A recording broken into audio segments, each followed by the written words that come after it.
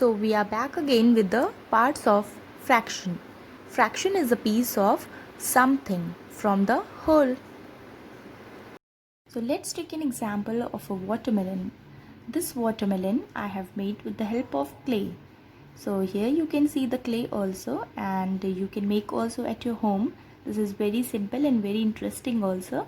So I have made this watermelon with the help of clay, and if I want to share it with my 4 friends, and what will I do?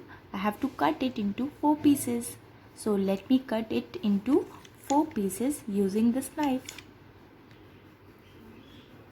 So I have cut this whole watermelon into 4 pieces. Now I'll take one of my piece. Now I have taken out the one part which I am going to eat. So I have taken one part from 4 pieces. So we are going to write it as, we write it as 1 by 4. Okay, 1 by 4. Why? Because I have eaten one part from 4 parts. So the upper part, the topper part which we write at the top above this line is called as numerator, and the part which we write below this line is called as denominator. And numerator is denoted as N, capital N, and this below part is denoted as denominator, which we write it as D. So this was about numerator and denominator. Let's take more example. Examples: 2 upon 5, 3 upon 7, 9 upon 5, 4 upon 8, and 6 upon 7. A fraction is written in A upon B form, that is numerator upon denominator. Numerator is A and denominator is written in the B form. Let's see what is numerator.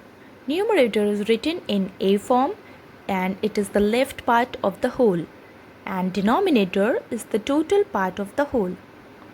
So denominator cannot be 0 because it cannot be defined and we cannot divide anything by 0. So are you confused why?